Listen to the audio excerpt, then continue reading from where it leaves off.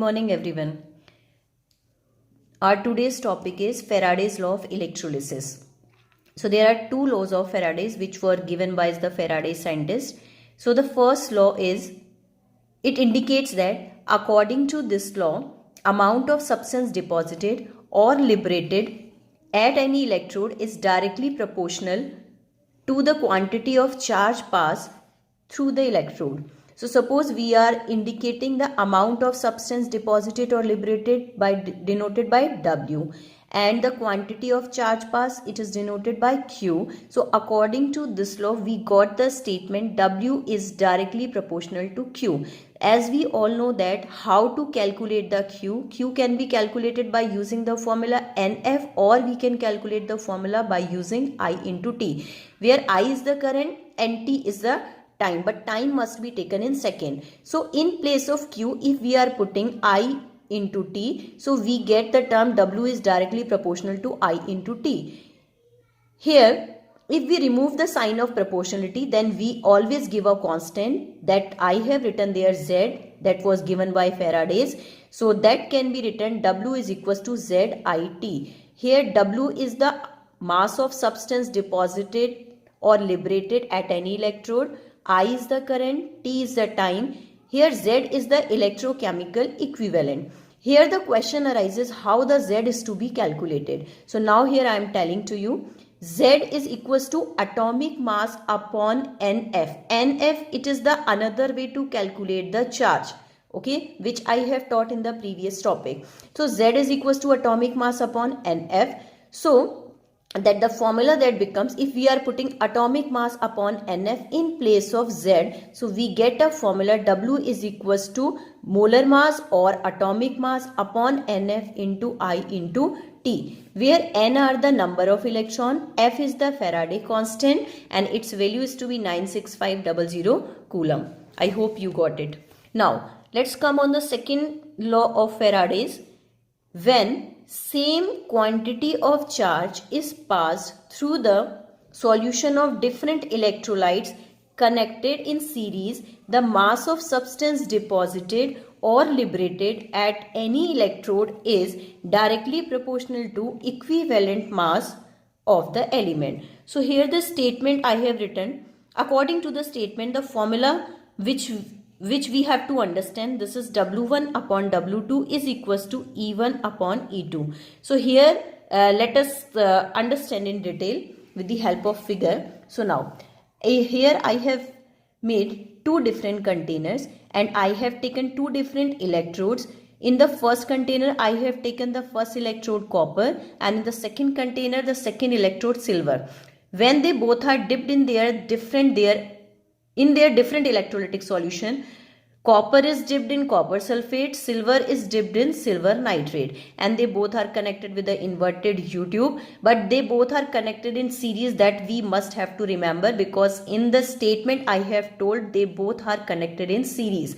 Then when the same quantity of charge is passed in series, we know that the quantity of charge that remains, quantity of current that remains same. So whenever we are passing the same quantity of charge, then in that condition we get a formula W1 upon W2 is equals to E1 upon E2. So now here the question arises how the equivalent mass is to be calculated. E is the equivalent mass, E1 is the equivalent mass of copper, and E2 is the equivalent mass of silver. So how it is to be calculated?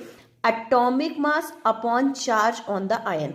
Let us consider, suppose you have copper sulfate and that is going to be dissociate. So that will dissociate into Cu2 positive plus SO4 2 negative. So total quantity of charge passed on the copper, this is 2 in that case. So we know that the atomic mass of copper is to be 63.5. So how its equivalent mass is to be calculated? By dividing 63.5 divided by 2. Here I am reminding you once again, the atomic mass of copper is 63.5 that I have written here, and it is to be divided by 2. 2 is the charge on the ion. How much charge is present on the copper here? 2. So that's why I have written here 2. So after dividing, we will get there the equivalent mass of copper. In the same manner as we talk about the silver that will dissociate, like suppose AgNO3, so that will dissociate into Ag1 positive plus NO3 1 negative. So actual atomic mass of silver is 108. Okay, and the how much charge is present on the silver? This is 1. So that's why I have divided 108 by the 1. So in this way we will get there the equivalent mass of silver. Okay, so these are the ways how to calculate the equivalent mass of different electrodes which we have dipped in their different electrolytic solutions. And as we have to calculate the mass deposited or the weight deposited on different electrode, that is to be calculated by using this formula W1 upon W2 is equals to E1 upon E2. Let's understand these law. That for this I have given the one question. I'm explaining how it is to be solved. So the question is given here: a solution of nickel nitrate NiNO3 whole twice is electrolyzed between platinum electrodes using a current of 5 ampere for 20 minutes. What mass of nickel deposited at the cathode? So how this question is to be solved? So first of all, we have to find out what things are given in this question. If we will read this question properly, you will observe there time is given, current is given, because ampere is the unit of current, but here the time is given in minutes, so it must be converted into second. So they are not talking about here two different electrodes. They are talking about the one electrode, that is only nickel. So here the Faraday's first law of electrolysis will be used here. So I have written here current I 5 ampere, time it is written 20 minutes. So it must be converted into second by multiplying by 60. So now the formula of charge pass Q is equals to I into C T. So that must be multiplied and we will get there the quantity of charge pass. But we have to use the formula W is equals to ZIT. Here Z is to be atomic mass upon NF and I into T, that is the charge. Okay, so whatever the value you are getting after multiplying, directly you can put here, or otherwise you can put the value of I and T to calculate the value of W. The atomic mass of nickel, it is the known value. This is 58.7, that will be given in the question.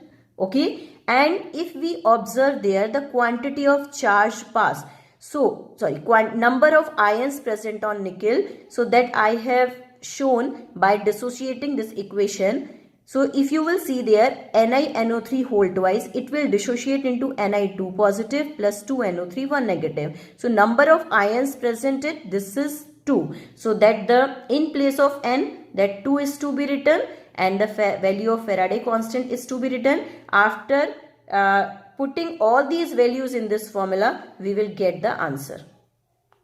Hope you all have got it.